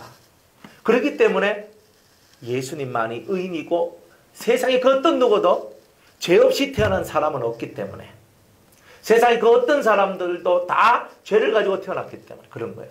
그래서 신화를 보면 어떤 신이든 절대 사람과 같은 관계성 속에서 태어난 신들은 항상 뭔가가 아니에요. 그런데 여러분들이 고구려 신화 같은 데 보면 고주몽이가 어디서 나와요? 안에서 나오잖아요. 신기하죠? 신성을 나타낼 때는요 그런 걸 하는 거예요. 또 뭐 누구는 또 뭐 어디서 나오고 누구는 어디서 나오고 모든 신화는요 동일해요. 신은 신답게 출생하도록 되어 있는 거예요. 그러니까 이게 다 뭐냐? 이 마귀들이 만들어낸 세상 속에서의 짝퉁의 역사들은 다 이런 식으로 나온단 말이에요. 신은 우리의 이 고구려의 시조는 신과 같은 분이다. 이거를 드러내야 되거든요. 그러니까 신화를 만드는 거예요. 실제는 안 그래요. 어찌어찌해서 나왔는 사람이에요. 다. 그러니까 이게 다르단 말이에요. 근데 예수님은요. 동정녀 한 번도 남자를 경험하지 않았던 그 여인을 통하여 나신 분이다. 오직 하나님의 능력으로. 그러니까 죄가 역사하지 않는 세상에 유일한 분은 예수님밖에 없다. 부처도 자기 아버지와 어머니를 통해서 나왔고 마호메트도 자기 아버지와 어머니를 통해서 나왔고 세상의 그 어떤 것들도 다 그렇게 나왔어요. 피조물, 해와 달과 별들은 뭐예요? 하나님이 창조하시고 만드신 것이고 생명을 살릴 수 있는 기운이 없어. 영을 살릴 수 있는 기운이 그들에게는 없단 말이에요. 왜? 그들에게는 영이 없거든. 물질 세계를 살릴 수 있는 힘은 받았는데 영은 살릴 수 있는 힘이 없는 게 해와 달과 별과 나무예요. 그거 앞에 왜? 그들은 영이 없는 그들이 어떻게 영을 살려요? 말이 안 되잖아. 영이 없는 것들이 어떻게 영을 살려? 해한테 비면 해가 영이면 살릴 수 있어요. 영이란 말은 신이란 뜻이거든요. 해는 물질이지 신이 아니에요. 달이 신이에요? 물질이지. 별이 뭐예요? 신이에요? 물질이지. 나무와 돌과 그 수많은 것들이 다 물질이지 어떻게 신이냐 이 말이에요. 안 되는 거예요. 사람은 신이 될 수 있어요. 왜? 영이 있으니까. 하지만 사람이 내가 신이다 라고 하면 다 뭐가 돼요? 사이비가 다 되죠. 왜? 죄 있는 자가 신이라 하니까 죄를 가진 신이잖아. 죄를 가진 신이 만들어내는 게 뭐겠어요? 죄의 세상을 만들어내죠. 그걸 깨달아야 되는 거예요. 아, 그래서 사람이 자기를 보고 신이라 하면 이건 다 죄의 역사구나 하는 것을 여러분이 깨달아야 되는 거예요. 그러니까 사람들이 종교를 만들지 나무가 종교를 만들어 나무는 가만히 있지. 돌이 가만히 있지. 뭐 사람들이 캐와가지고 뭘 상을 만들어가 이게 우리를 구원할 신입니다 하고 하는 거지. 나무도 가만히 있고 돌도 가만히 있고 금속도 가만히 있어. 가만히 안 있는 것은 사람밖에 없어요. 사람들이 만들어가지고 그 짓을 그저 하는 거지. 그러니까 사람이 타락한 신이라니까. 타락했다니까요. 온갖 것을 만들어요. 사람이 조각하고 사람이 건축하고 사람이 만들어낸 것을 한번 보세요. 위대하지 않습니까? 저는 위대하다고 보거든요. 자동차를 보더라도 위대하고 건물을 보고 집을 보더라도 위대해요. 아 진짜 위대하다. 야 어떻게 이런 걸 다 만들었을까? 여러분들 상수도 하수도 되는 거 보면 신기하지 않습니까? 저는 신기해요. 우리가 화장실에서 하고 물을 탁 내리면 그것들이 휙 하면서 다른 세상으로 떠나잖아요. 아 위대하지 않습니까? 뭐 상수도 하수도 내가 물을 딱 틀면 물이 나와요. 우리는 쓰고 있기 때문에 자연스럽고 당연하게 왜 물이 안 나와? 당연히 물이 나오는 것처럼 하지만 그게 인간이 만들어낸 위대한 기술입니다. 그게 다 어디서 나왔어요? 다 어디서 나왔어요? 영 속에서 다 나온 거잖아요. 사람이 인체를 연구하잖아요. 신기하잖아요. 이 인체가 얼마나 신기합니까?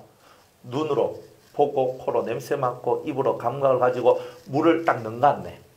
그죠? 탁 넘가가지고 통과해가지고 위장으로 싹 들어가지고 소장으로 가서 대장으로 가가지고 해가지고 밑으로 착 나오잖아요. 소변과 대변으로 탁 나와. 들어가면 나와. 이게 정상인데 들어갔는데 안 나오면 어떻게 돼요? 비정상인 거예요. 그러니까 이 모든 것을 사람이 인체를 연구하다 보니까 건물의 원리가 다 나온 거예요. 전기가 들어와가지고 저런데 콘센트를 탁 꼽으면 전기가 휙 돌아가요. 와 얼마나 위대한 얘기입니까? 사람이 신과 같아요. 여러분들 그렇게 어설픈 사람이 아니에요. 그릇이 좀 다를 뿐이에요.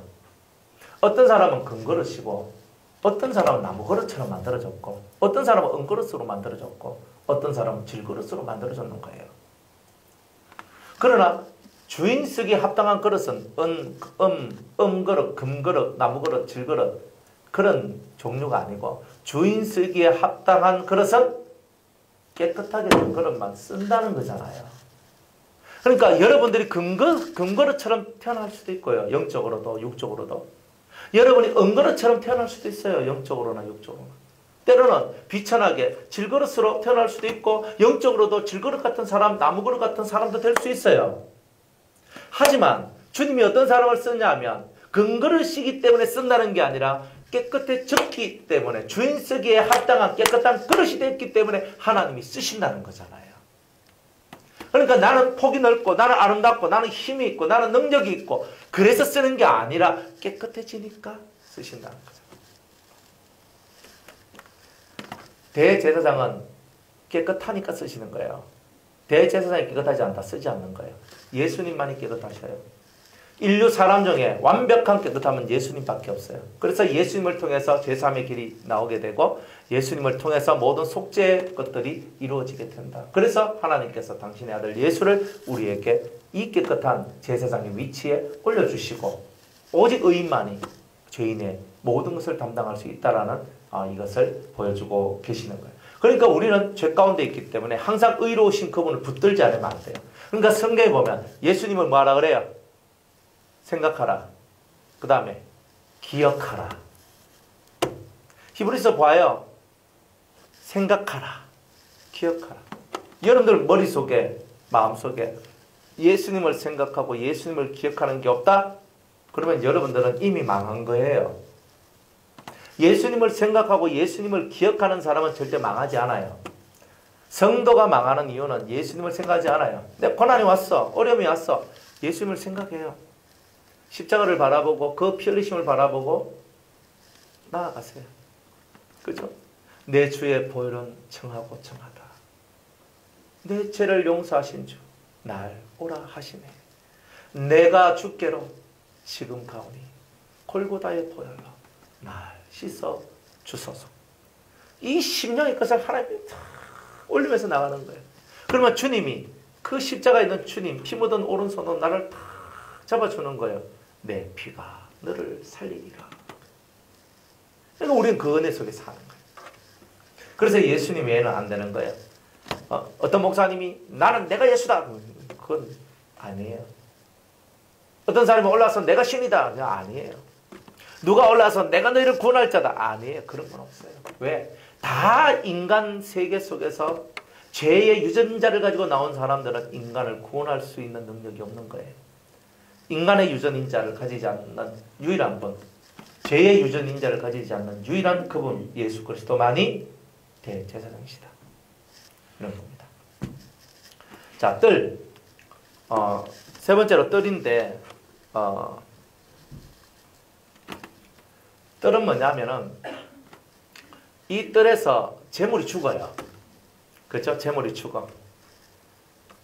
그 수염소 2마리가 그곳에서 죽는 곳이에요. 그래서 여기서는 뜰이라고 얘기했지만 영적으로는 실제적으로는 예수님이 죽으신 갈보리산 골고다 언덕이라고 해요. 갈보리산. 그리고 그 갈보리산 중에 지금 예수님이 죽었던 해골의 곳이라고 불리는 골고다 언덕. 그래서 골고다에서 죽었어요. 골고다에서. 그래서 그 뜰은 뭘 얘기하냐면 갈보리산 골고다 언덕을 얘기하고 있는 거예요. 그곳에서 예수님이 죽으신 거예요. 그러면 지금 내 영혼의 뜰은 내 심령이죠.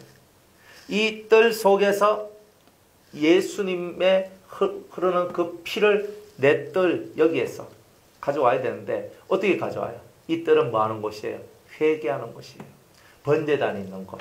제물을 태워서 올리는 곳이니까 이 심령, 이것은 내 마음의 제단, 하나님 앞에 회개하는 회개의 단을 쌓아나온 곳, 회개의 단을 쌓는 곳, 그것이 바로 내 마음의 뜰인 거예요. 하나님. 이 뜰 위에서 나는 하나님 앞에 회개하며 이 번제단 위에 내 모든 죄를 올리고 태워서 속죄받기를 원합니다. 자, 이런 거죠. 자, 성막이에요. 모든 것은 다 모형적인 것이 있고 실질적인 것이 있어요. 여러분들 이 성막 안이 정말 위대하잖아요. 그런데 지금은 성막이 있습니까? 없어요.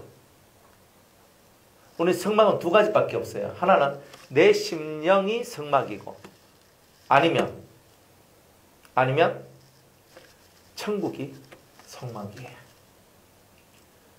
모든 죄가 용서받고 모든 죄의 프로그램들을 다 만들어내는 원초적인 거룩한 장소, 하나님의 언약궤가 있는 유일한 장소. 지금은 여기 없거든요. 언약궤가 없어요. 그러니까 실제적으로 이 성막은 뭘 얘기하냐면 하늘에 있는 성막을 얘기한다. 천국을 얘기한다. 하지만 지금 이 시대에 살고 있는 우리는 뭐 하늘 천막 말할 건 뭐 있어요? 하늘에 있는 천국이 성막이다 이 말 할 거 없어요. 주님은 우리 보고 네가 성막이다 그랬죠. 그걸 성전이라 얘기했죠. 그죠? 여러분들 보고 성전, 네 몸이 하나님의 영이 거하는 성령이 거하는 성전임을, 다른 말로 성막임을 너희가 알지 못하느냐. 그러니까 여러분이 성막인 거예요. 여러분이. 그러니까 내가 성막이다. 내가 성막.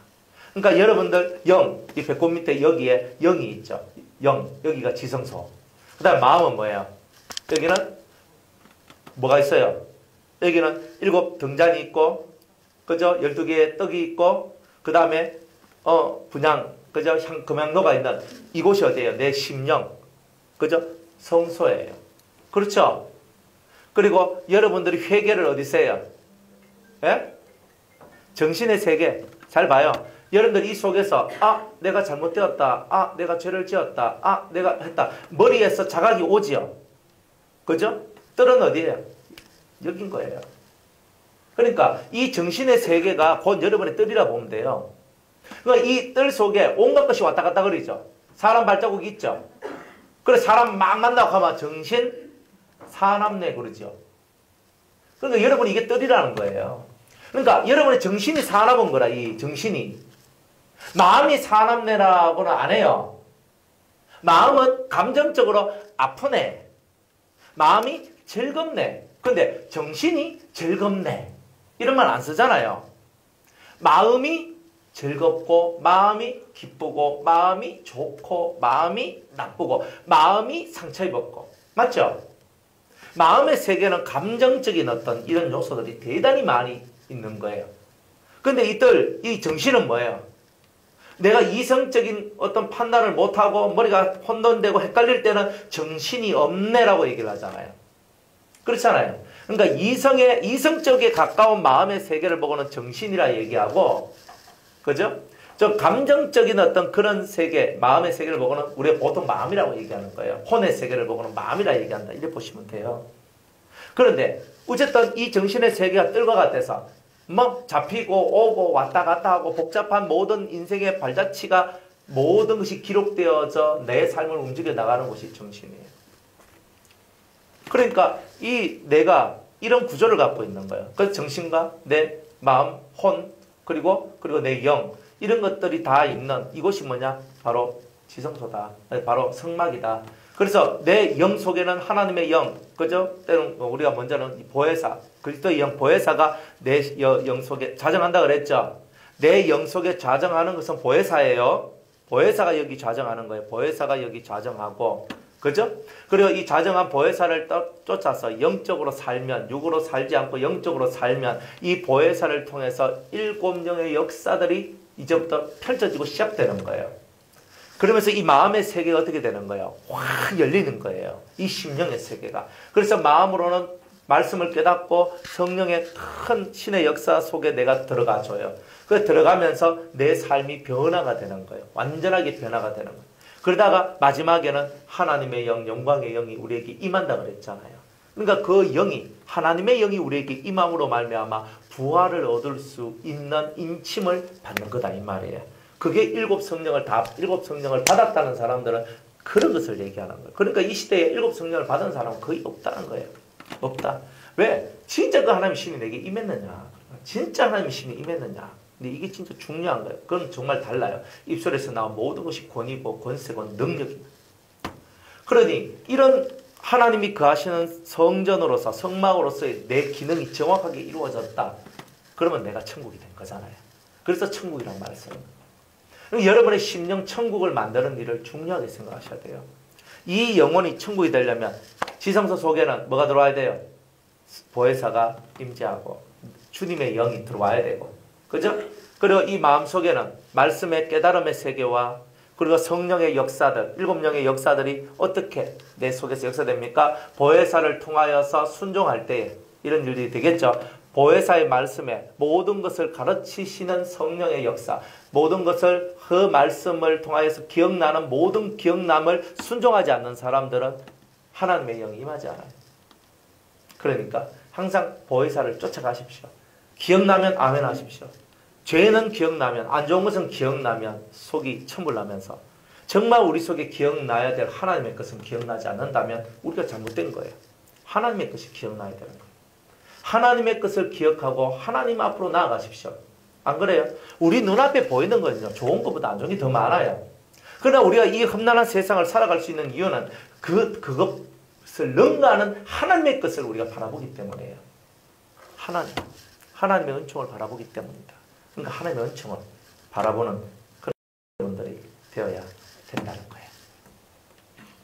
자, 그러면서 이제 실제적 속죄제의 진행을 합니다. 이제 기본적인 개념들이 이런 것이다. 첫 번째 먼저 분향을 한다 그랬죠. 그죠? 향을 피워요. 이 향이 뭐냐 하면 기도죠. 무슨 기도? 속죄에 대한 기도와 소원. 기도의 소원. 속죄에 대한 소원. 그죠? 이것이 기도를 통해 하나님 앞에 올라가는 거예요. 여러분들 속죄제가 이루어지려면 분향부터 해야 되는데 왜 그런가? 분향부터 해야 될 이유가 있다면 그것은 내 심령 속에 나는 죄사함을 받고 싶어요. 나는 이 죄의 문제가 해결되고 싶어요. 라는 이 마음의 절박한 마음의 기도가 소원이 되어서 하나님 앞에 올라가는 사람만이 속죄제가 이루어진다는 뜻이에요. 근데 만약 그게 없으면요. 속죄제가 이루어지지 않아요. 죄의 소원이 없는데 죄 사함을 받고 싶은 소원이 없다면 이 사람은 죄 사함을 받을 수 있는 길이 없다는 뜻이에요. 우리가 예수를 믿는다는 것은 분양할 수 있는 은혜가 있다는 거예요. 다른 말로 이 죄 사함 받고 싶은 기도의 이 열망, 이 소원들이 있기 때문에 이 죄 사함 받고 싶은 이 소원들이 하나님 앞으로 올라가는 이것이 있기 때문에 우리에게는 소망이 있는 거예요. 근데 이거 없다 문제예요. 다른 사람 쳐다보지 마세요. 다 죄인이에요. 말하는 게 죄고 생각하는 게 죄고 행동하는 게 죄예요. 여러분들 심령 속에 이 진실한 죄 사함의 소원을 올리세요. 하나님 내 죄가 사함받기를 원합니다. 또 저 사람의 죄가 사함받기를 원합니다. 그 눈물을 흘려야 되는 거예요. 안 그렇습니까? 가끔 자식들이 잘못되는 걸 보면 내 때문에 얘네들이 이렇게 되나. 내가 잘못한 것 때문에 얘네들이 이렇게 되나. 하면서 가슴이 아플 때가 있어요. 여러분들 안 그렇습니까? 이 애들이 잘 되는 것을 보면요. 뭐 내가 잘해서 뭐 잘 되고 못돼 이게 문제가 아니야. 애들이 잘 된 것을 보면 감사하다, 은혜롭다, 주님 감사합니다. 이게 저절로 나와요. 그런데 내 자식들이 잘못됐어. 내 자식들이 병이 걸렸어. 내 자식들이 문제가 있어. 내가 하나님 뭔가 잘못한 게 있나. 우리는요. 조금만 안 좋은 것이 찾아와도 항상 내한테 내 양심을 찔러대는 것이 있어요. 조금만 뭔가 안 좋은 것이 찾아오면요. 혹시 하나님께 내가 뭔가 잘못한 게 있나. 내가 부족한 게 있나. 내가 하나님 마음을 어지럽혔나. 기쁘시게 안 했나. 와이카로. 이런 게 있거든요. 그래서 하나님 앞에 하나님 제가 깨닫지 못한 죄가 있습니까? 저를 용서해 주십시오. 하나님 제가 알지 못하고 이해하지 못하고 깨닫지 못했던 죄가 있으면 주님이여 깨닫게 해주시고 이 죄를 하나님 앞에 회개하여 용서받게 해달라는 이런 심령들이 올라와야 이 사람 가정은 평안하고 또 여러분들 심령 자체도 평안하게 된다는 거예요. 그래서 하나님 앞에 이 기도를 올리세요. 죄 사함을 받고 싶어. 하나님 나를 용서해 주세요. 나를 불쌍히 여겨주세요. 그리고 내 자식을, 내 아내를, 내 남편을, 누구를 불쌍히 여겨주십시오. 속죄를 원하는 자들은 이런 기도가 나와요. 불쌍히 여겨달라고. 그런데 우리 속에서 긍휼이 사라지면 여러분들은 다 심판대에 올라서게 될 겁니다. 긍휼은 심판을 이기고 자랑하느니라 했어요. 여러분들이 꼬장꼬장하게 굴면 여러분들도 예수님한테 꼬장꼬장하게 당할 거예요. 여러분들이 사람들을 불쌍히 여기고 실수하고 죄짓고 잘못하고 살아가는 사람들을 불쌍히 여기고 당신이 그렇게 된 것은 다 내 탓입니다. 당신의 죄를 내가 대신 하나님 앞에 올립니다. 이런 마음을 가진 사람은 예수님께서 내가 너의 죄를 위하여 내가 하나님 앞에 내가 너의 모든 죄를 올려주마. 다 올려주는 거예요. 뭐가 의고 뭐가 옳은 거고 옳은 길을 걸어가야 옳은 삶이 나오는 거예요. 그러니 오늘 우리가 이 분향에 대한 이 속죄에 대한 소망들을 하나님께 올려야 돼요. 내 죄를 올리고 내 이웃의 죄를 올려야 돼요. 네 이웃을 네 몸과 같이 사랑한다는 말은 그 속죄에 그것을 내 죄인 것처럼 생각하고 올리는 거예요. 다 내 탓입니다. 다 내 탓입니다. 다 내 죄입니다. 하나님께 올리는 거예요. 그런 심령이 긍휼을 가진 심령이고 그런 긍휼을 가진 심령이 다 사는 거예요. 나도 살고 너도 살고 다 사는 거예요. 다 사람은 다 자기가 심은 대로 다 거둬요. 저나 여러분이나 인간이거든요. 죄를 심었으면요. 죄에 대한 봉이 와요. 의를 심었으면 의를 심은 것에 대한 상이 와요. 긍휼을 심었으면 심판을 받지 않아요. 사랑을 심었으면 사랑의 열매가 확 피어나요. 행복해져요. 무엇을 심든지 간에 여러분들이 심은 대로 거두게 된다는 거예요. 그러니까 잘 심어야 돼요. 저나 여러분이나 앞으로 몇 년을 더 살지 모르지만 좋은 것을 많이 심어야 돼요. 아름다운 것을 많이 심어야 돼요. 그걸 안 심고 살아가다 보면 언젠가는 고통이에요. 제가 이 신앙생활을 하면서 제일 참담하게 느껴졌던 부분들 그게 있어요. 뭐가 참담하냐면 자식이 부모를 버리는 장면을 봤을 때 제일 참담했어요. 자식이 부모를 버렸어. 왜 그럴까? 근데 그 답이 뭐냐면 부모가 뿌린 것이 없더라. 이게 답이었어요. 부모가 부모의 삶을 살지 않고 뿌린 것이 없으니까 좋은 것을 거둔 게 없구나. 가만히 놔뒀더니 저절로 컸습니다. 이게 부모도 그런 말 하면 안 되고 자식도 그런 말 하면 안 되거든요. 세상에 저절로 되어지는 건 없어요. 누군가의 희생이 있어요. 헌신이 있어요. 안 그래요? 자식을 키우는데도 내 희생이 들어가고 내 헌신이 들어가고 내 피가 묻어져야 자식들이 그 공로를 인정해줘요. 안 그런 것 같아요? 자식들이 부모를 바라볼 때 우리 부모님 너무 존경합니다. 사랑합니다. 세상 사람들은 우리 부모를 보고 손가락질해도 내 부모는요, 저를 키우기 위해서 어떤 희생이라도 다 하신 분입니다. 그러니까 이렇게 되는 거잖아요. 그러니까 그 희생의 길이 없다. 안 되는 거예요. 다. 그러니까 무엇이든지 간에 여러분들이 심은 대로 다 된다. 속죄의 소망을 하나님 앞에 올리세요. 그러면 속죄의 길이 열립니다. 여러분들 심령이 깨끗해지길 원하세요? 회개의 소망을 올리세요. 하나님 용서해달라고. 그런 삶을 살아가는 자가 분향을 하는 것이고 이 분향을 올린 자만이 그 다음에 진정한 속죄의 길이 열려지는 거예요. 저나 여러분이나 다 인생 속에서 지은 죄가 한두 가지가 아니에요. 수만 가지의 죄를 지었어요. 하루에 한 가지 죄를 지었으면 제가 몇 년을 살았나? 대충 살았는데 1년 365일 1년 하루에 한 가지 죄씩 해가지고 365가지 죄가 10년이면 3650개고 50년이면 그죠? 하여튼 10년 100년이면 36,500 계산도 안 돼. 하여튼 100년이면 36,500가지의 죄인데 반이니까 그냥 18,000가지 정도의 죄예요. 여러분들 하루에 한 가지 죄를 지었으면 18,000가지 죄를 지었어요. 50년 인생 살면서. 그러면 50년 동안 나는 18,000가지의 죄를 지었는 거예요. 그죠? 엄마 뱃속에 있을 때는 성질 날 때마다 발로 엄마 배를 그냥 쿡쿡 찼거든. 그죠? 안 찾는 것처럼 켜도 한 방씩 치잖아요. 그러니까 내가 엄마 뱃속에서부터 시작을 해가지고 내 태생이 혈기가 많고 태생이 음란이 많고 태생이 아집이 많고 내 태생적으로 교만이 많고 태생적으로 질투가 많고 태생적으로 게으르고 태생적으로 거짓이 많고 내가 그렇더라 이 말이에요. 그러니까 내가 하루에 한 가지 죄만 지었겠어요? 내가 한 가지 죄만 지었다 할지라도 50년 살았으면 18,000가지예요. 30년 살았으면 10,000가지예요. 이런 죄를 우리가 짓고 살았어요. 당연히 하나님 앞에서 내 죄사함에 대한 소원을 올려야 되는 거예요.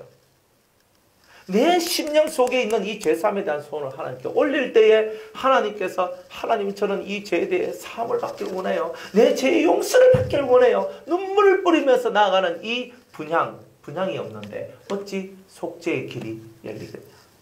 그러니까 우리는 이 심령 속에 예수 이름을 믿고 속죄에 대한 열망을 갖고 그 심령의 진실한 소망을 갖고 하나님 앞으로 나아가야 된다는 거예요. 그리고 이제 뜰에서 속죄 제물들이 희생을 당하는 것은 아까도 제가 말씀드린 것처럼 주님이 두 가지 속죄 제물의 주님의 두 가지 사명을 감당하신 것에 대한 얘기를 하고 있다 그랬죠. 그래서 아사셀을 위한 속죄 제물 그리고 여호와를 위한 속죄 제물 그 얘기를 다 했습니다. 여호와를 위한 속죄 제물은 뭐예요? 예수님께서 십자가에 달려서 피 흘리신 것. 그리고 아사셀을 위한 것은 나의 죄짐을 지고 음부로 내려가셔야만 했던 것. 이것은 다 하나님의 사랑과 공의를 만족시키시는 바로 의의 길이었다. 그게 바로 의의 길이고 희생의 길이었다는 것을 우리에게 말씀하고 계시는 거예요. 그리고 성막의 속죄소에서 피를 뿌려요. 속죄소 위로 탁 한번 뿌리고 동쪽이에요. 동쪽. 그죠? 속죄소가 이래 있으면 동쪽으로 그래서 탁 이게 동쪽이에요. 그리고 그 속죄소 판 위에다가 7번 탁 7편을 뿌리는 거예요. 이 의식을 치르는 거예요. 대제사장이 피를 들고 갔어요. 예수님이 잡히셔가지고 무인지경에 가셨다가 다시 부활하시죠. 그죠? 음부로 내려가셨다가 3일 만에 다시 부활하셔요. 그죠? 부활하셔서 다시 살아나신 거예요. 속죄의 원리가 이렇게 만들어지는 거예요. 그리고 주님께서 이 속죄가 7가지 악성을 통해서 7가지 악성을 통하여 모든 죄가 시작되는데 그 죄에 대한 사함의 역사가 만들어졌고 그리고 부활하고 40일 동안 그죠? 계시다가 승천하시죠. 그죠? 승천하시고 주님께서 하늘 성전에서 주님께서 이 피를 다시 한 번 더 뿌려요. 뿌리면서 이 땅에 내려온 게 뭐예요? 보혜사인 거예요. 그 땅에서 하늘에서 천국이 아까 뭐라 그랬어요? 성막이라 그랬죠. 천국이 아까 성막이라 그랬잖아요. 그곳에서 7번을 뿌리면서 생명 완전한 우리가 살아날 수 있는 그 속죄받을 수 있는 은혜가 내려왔는 거예요. 그게 바로 7 성령의 역사인 거예요. 예수님께서는 성령이 비둘기같이 내려와서 자기 머리 위에 임하고 자기 속에 임한 것을 그저 체험하셨어요. 그때 뭘 받았냐? 7 영을 받았는 거예요. 이 비둘기 형상이 얼마나 중요하냐면 비둘기는 평화를 상징하거든요. 그러니까 비둘기와 임했단 말은 내면의 모습이 어떻단 말이냐면 대단한 심령의 평화를 이뤘다. 안식을 이루었단 말이에요. 그러니까 이 세상 것에 대해서는 초월하고 세상에서 일어난 일들을 내 마음에서 벗어냈다는 거예요. 이걸 딱 초월하고 7 영을 딱 받으니까 이 초월된 심령이 나오고 그래서 심령에서 평화가 나와. 이걸 보고 안식이라고 얘기를 하거든요. 그러니까 이 심령 속을 우리가 영적인 눈으로 들여다보면 7 영을 받은 사람의 모습은 비둘기의 형상을 하고 있더라 이 말이에요. 비둘기의 형상을. 그러니까 이 심령 속에 있는 영의 모습이 비둘기와 같은 형상을 가지고 있다. 그래서 저 사람은 7 영을 받은 사람이구나 이렇게 말을 할 수 있다는 거예요. 그런데 이 비둘기 같은 형상을 가지고 있다는 증거가 뭐냐? 그것은 세상에 대한 초월, 비워졌단 말이에요. 세상의 일에 흔들림이 없고 비워진 안식의 모습이 내 속에 들어있기 때문에 이 사람은 비둘기와 같은 성령을 받았다. 다른 말로는 7 영을 받았다는 거예요. 그러니까 예수님이 그걸 제일 먼저 받으셨던 거예요. 7 영의 역사를. 그래서 하나님으로부터 이걸 먼저 받아야만 해요. 받아야 나눠줄 수 있잖아요. 보호자 앞에 7 영을 이제는 누가 가지고 계시냐면 예수님이 가지고 계시는 거예요. 그러니까 예수님이 받았어. 그래가지고 제자들한테 권세를 나눠줘요. 귀신을 쫓아내고 병든 자를 고쳐줄 수 있는 권세를 받죠. 여러분들 뱀과 정갈을 제어할 수 있는 권세를 예수님이 이들한테 주셨죠. 하나님으로부터 그런 막강한 권세를 예수님이 받았단 말이에요. 7 영의 권세를 받았단 말이에요. 그러니까 그것을 받고 제자들한테 나눠줘서 전도로 가서 뱀과 정갈의 권세를 제어하고 그리고 귀신들을 쫓아내고 병든 자를 고쳐주는 일들을 했단 말이에요. 그러니까 완전한 신적인 모습들을 자기들도 체험을 했는 거예요. 그런데 그때밖에 없었어요. 그때밖에. 왜? 아직 하늘 성전에서 내려지는 이 핏부림의 역사가 없었기 때문에. 단회적으로 그들한테 그런 일들이 일어났지. 아직은 그것이 완전하게 자기들한테 들어온 거 아니에요. 맛만 봤다는 거예요. 쉽게 말하면 시식 코너에 가서 한번 딱 찍으면 맛있다! 그러면 사야 되잖아요. 언제 사는 거예요? 위에서 보혜사가 내려오는 그날. 그날이 언제예요? 오순절 날이 이미 이름에 했잖아요. 이 사도행전 2장의 오순절 날이 이미 이름에 그래서 이 예수님이 피를 뿌린 사건들은 하늘 성막에서 피를 뿌림과 동시에 이 땅에는 뭐가 내려와요? 보혜사가 내려오게 되고 또한 보혜사를 통하여서 7 성령의 역사가 내려와서 7 성령의 역사를 통하여 온 세상에 깔려져 있는 7 악의 이 세상을 움직이는 7 악의 뿌리를 뽑아내는 그 일이 각 심령 속에서 세상 속에서 이루어지게 될 것을 말씀하고 있는 거죠. 그래서 이 엄청난 일들이 하늘에서 이루어졌어요. 그러니까 여러분들이 하늘에서 예수님이 들림받아 올라가가지고 하는데 들림받아 올라가지 못하도록 만드는 게 누구였어요? 사탄이잖아요. 왜요? 그 하늘 성소에서 피를 뿌리게 되면 온 세상에 예수의 피가 넘쳐나게 되거든. 온 세상에 하나님의 7 영이 넘치도록 있게 되거든. 그러면 마귀의 세상이 사라지게 되거든. 그러니까 예수님이 승천하러 올라가는 것을 방해하는 거예요. 올라가지 마! 못 올라간다 하면서 딱 와서 예수님 가는 길을 탁 막잖아요. 그랬더니 요한계시록 12장 7절의 말씀에 보니까 미가엘이 와가지고 예수님이 가시는 길을 막지 마라 하면서 탁 물리치고 예수님이 하늘로 쫙 올라가시는 거예요. 그런 영적인 이야기들이 성경에 이렇게 다 기록이 되어 있는 거예요. 그러면서 하늘로 올라가셔서 피를 다 뿌리면서 이 세상을 향한 속죄의 프로그램이 완성이 되는 거예요. 영계에서 탁 뿌리는 거예요. 천국에서 탁 뿌려서 온 세상에 쫙 펼쳐지는 거예요. 그래서 누구든지 주의 이름을 부른 자가 구원을 얻을 수 있는 거예요. 그 피가 안 뿌려졌으면, 만약 예수님이 승천을 못하셨으면 피가 흘러내리는 게 없기 때문에, 온 세상에 피가 흘러내리지 않았기 때문에 단지 그냥 물리적으로 골고다 언덕에 예수님의 피가 뿌려졌을 뿐이에요. 그거는. 그 피의 완성은 하늘 성전에서 뿌려져야만 완성이 되는 거예요. 온 세상에 영으로 예수의 피가 흘러가. 그래서 우리가 예수의 피를 믿고 주여 나의 죄를 용서하소서 하면 그 피가 내려와서 내 죄를 씻어주고 나를 새롭게 해주는 거예요. 그게 은혜야. 할렐루야. 그 은혜를 여러분들이 지금 받고 있는 거예요. 그러니까 예수님이 하늘로 올라갔잖아요. 올라가서 이 피를 뿌리는 이 이야기가 얼마나 중요한 얘기인가. 그거를 얘기해 주기 위해서 지금 이 성경에서 이 대제사장이 하는 모든 속죄제의 이야기들이 이런 것들을 예표하고 있다는 것을 우리한테 보여주고 있는 거예요. 이런 철저한 속죄 프로그램을 통해서, 과정을 통해서 우리가 속죄를 받고 있다는 거예요. 자범죄 속죄받고, 그리고 더 나아가 원죄까지도 속죄받는 그런 사람들이 되어지는 거예요. 마지막으로 다 하고 난 다음에 이렇게 속죄소에서 피를 7번 뿌리잖아요. 7번 뿌리고 난 다음에 이제 그 속죄소에서 나와서 옷을 갈아입고 평상시 제사장복으로 갈아입어요. 갈아입고 하나님 앞에 번제를 이렇게 올립니다. 이 번제는 뭐냐 하면은 헌신의 제사예요. 헌신의 제사. 무슨 헌신의 제사냐면 죄의 문제를 해결하기 위한 헌신의 제사. 그럼 이거 누가 드렸냐? 대제사장이 드리거든요. 그러면 예수님이 드리는 거예요. 예수님께서 이제 이 땅에 보혜사를 내려주시면서 부활의 몸으로 이 인생, 우리가 살아가는 이 세상의 모든 것을 관장하고 믿는 자의 세계를 관장합니다. 그러면서 예수님께서 이 마음에 큰 헌신의 제사를 드려요. 무슨 제사냐면 이 세상에 죄가 없는 그날까지 저는 하나님 앞에 충성하겠습니다. 이거예요.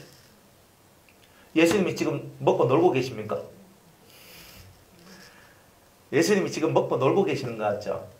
예수님은 가만히 계시는 것 같죠? 아니에요. 지금도 죄 없는 세상을 만들기 위하여 힘쓰시고 노력하시고, 지금도 세상 이 구석에서 저 구석에서 동해 번쩍 세 번쩍 하면서 부활의 몸으로 역사를 하시고 온 세상에 이 7년과 핏부림의 역사가 가득 채워지도록 계속 주님은 오늘도 믿는 자들을 독려하시고 이끌어가시는 그런 일들을 하시는 분이 바로 예수님이시더라. 여러분들이 힘이 없고 나약할 때 주님이 여러분들에게 힘주지 않습니까? 여러분들이 깨닫지 못하고 우둔하게 살아갈 때 어떤 사건을 통해서 딱 하면서 내가 이거 못 깨달았는데 맞네. 주님이 저한테 이렇게 말씀하시네요. 주님. 되잖아요. 그거 주님이 하시는 거잖아요. 지금 먹고 놀고 가만히 그냥 됐다, 나 이제 할 일 다 했으니까 나는 이제 저쪽에 어디 가가 내 휴가 좀 갔다 올게. 그거 아니에요. 주님은 이 헌신의 제사를 드리는 거예요. 주님이 하늘로 올라가시고 난 다음에 또다시 이 땅에 보혜사를 보내시며 주님이 내가 이제부터는 너희와 많은 말은 하지 않겠다는 거예요.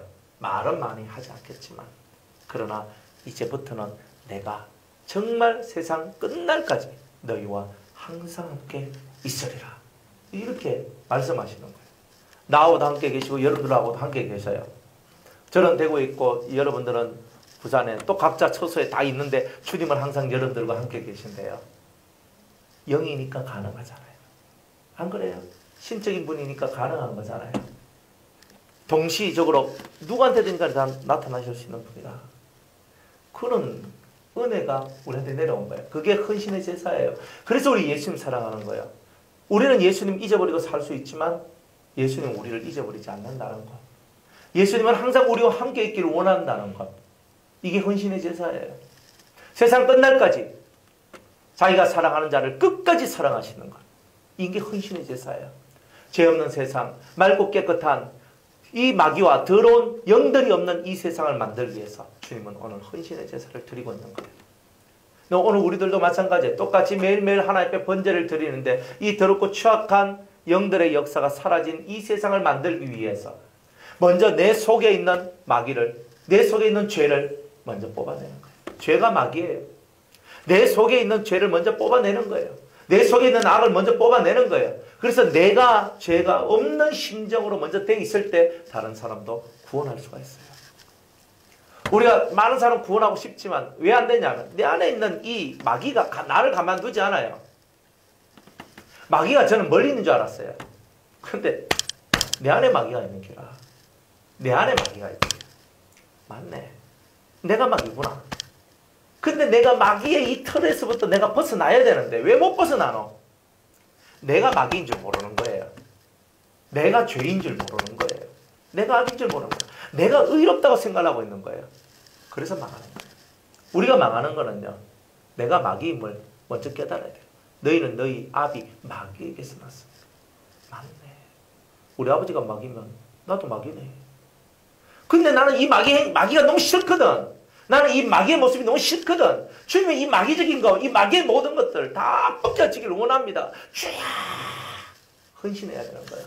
죄를 없애고자 하는 이 헌신의 제사가 여러분들도 필요하다 이 말이에요. 이 죄를 없애기 위한 헌신의 제사가 없기 때문에 우리의 삶은 매일 똑같은 삶의 반복인 거예요. 나는 할 만큼 했는데 말하지 마세요. 내가 마귀고 내 속에 죄가 있고 내 속에 죄가 있고 내 속에 마귀가 산다니까요. 기생하고 있다니까요.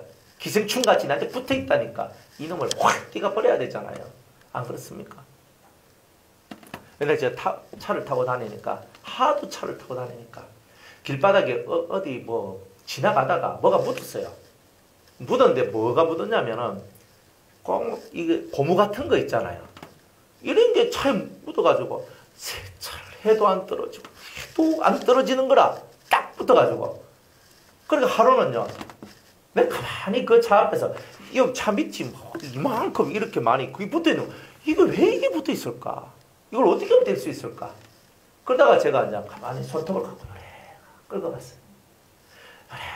그래 끌고 봐 똑똑똑똑 하는 거 이 고무같이 뚝뚝 하면서 이렇게 끈적끈적한 게 떨어지기 시작하는 거야. 아하. 근데 너무 시간이 많이 걸리겠다. 근데 그거는 차니까요. 제가 뭐 끌게다가 하다가 뭐 차 이거 도장이 다 벗겨지거든요. 아 그러면 또 돈 들어가고 이러니까 안 되겠다. 그러니까 손가락으로 여기다 끓는 거야.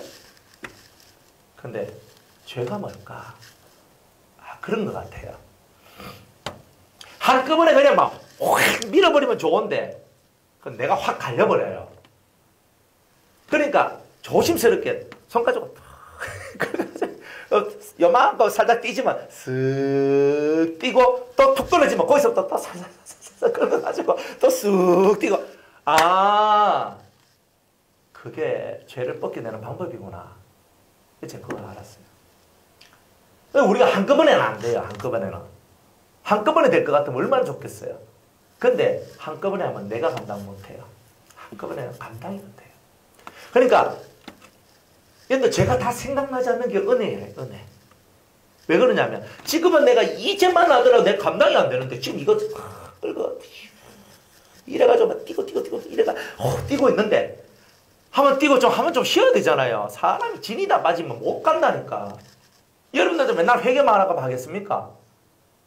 가끔 좀 기분 좋은 것도 있고 좀 주님 은혜도 주시고 조금 뭐 쉬는 날도 있고 뭐 이런 것도 있어야지 뭐 그렇게 살맛이 나는 거지 뭐.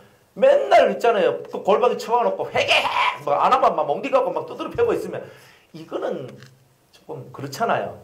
그래 하나님께서 이 모든 인생의 시스템을 다 잘 알더라 이 말이 인생의 시스템을. 너무 잘 아니까 한꺼번에 다 뛰려고 그러니까 너희들이 숨 막힌다 야. 너 그래 하지 마라. 좀씩 뛰라. 그러면서 다 생각나면 좋은데 다 생각이 안 나더란 말이에요. 그러면서 또 뭐 가다가 뭐 생각 안 나면 뭐하라 그랬어요? 성경 읽으라 그랬죠. 내가 회개를 막 하고 했는데 어느 정도 회개하다 보니까 또 뭐 생각이 안 나 이제. 그러면 뭐하라 그랬어요? 성경을 읽는 거. 성경 1독하고 2독하고 3독하고 성경 읽다 보면 예전엔 내가 죄라고 생각하지 않았던 부분이 탁 하면서 죄구나. 이게 악이구나. 이게 생각나는 거예요. 그러면서 또 그걸 팍 하면서 또 삐끼내는 기라. 또 지나가다가 또 팍 뻗겨내고. 그러면서 성경 읽고 회개하고 성경 읽고 회개하고 이러면서 여러분들이 세월이 지나면서 10년, 20년이 지나면서 인생이 바뀌더라 이 말이에요. 그게 하나님의 은혜입니다. 잘못하면 여러분들 자체가 박살날 수 있기 때문에 주님은 여러분들을 보호하며 살려니까 이 죄를 벗겨내는 기간은 최소한 10년은 두시는 이유가 여러분이 진짜 안 다치고 병 안 들게 만들기 위해서 다 그렇게 하시더라는 거예요. 그런 것을 깨달으시고 이렇게 속죄의 프로그램을 완벽하게 하나님께서 준비해 주셨다. 그래서 우리가 그런 주님이 행하셨던 대제사장의 길, 또 우리는 그분의 뒤를 따르는 제사장으로서 그분이 걸어가셨던 길을 우리도 한번 걷보자. 오늘도 힘을 쓰고 걸어가는 겁니다. 하다가 힘들면 잠시 쉬세요. 그리고 또다시 충전해서 또 길을 걸어가요. 열심히 걸어가세요. 가끔 휴가 가고 싶잖아요. 저도 한 20년 했거든요. 저도 안식년이 있으면 좋겠어요. 저도 안식년이 있어서 1년 동안 그냥 좀 그냥 쉬면서 성경 읽고 기도만 하는 좀 그런 삶 좀 살았으면 좋겠어요. 솔직한 내용이에요. 그죠? 보내줄란가 모르겠네. 그렇죠. 그런데 진짜 그렇게 하는데 그 주님을 가만히 쳐다보면요, 주님은 내 아버지께서 일하시니 나도 일한다 이카니까, 그죠? 가만히 보니까 그렇죠. 또 일은 해야 되겠고, 또 충성은 해야 되겠고, 또 학은 해야 되겠고, 또 갑시다 하는데 인간은요 한 번씩 방전되는 때가 있어요. 힘이 들 때가 있어요. 여러분들도 그렇죠. 그때는 손 탁 놓고, 그죠? 여러분들 막 살림 살고 뭐하고 하다가 막 극하잖아요. 근데 막 여행 막 1절 2절 다녀오나 하고, 그죠? 누군가가 막 그래주고 옆에 있는 사람이 막 그래주고 해주면 이거 웬 떡이 욕하면서 막, 그죠? 그 돈도 막 주고 막 비행기표 막 다 끊어주고, 자 옆에 사람이, 그죠? 탁 하면서 당신 너무 이렇게 살면 안 된다. 가서 재충전하고 온나. 엄청 좋겠죠? 안 좋은 건데.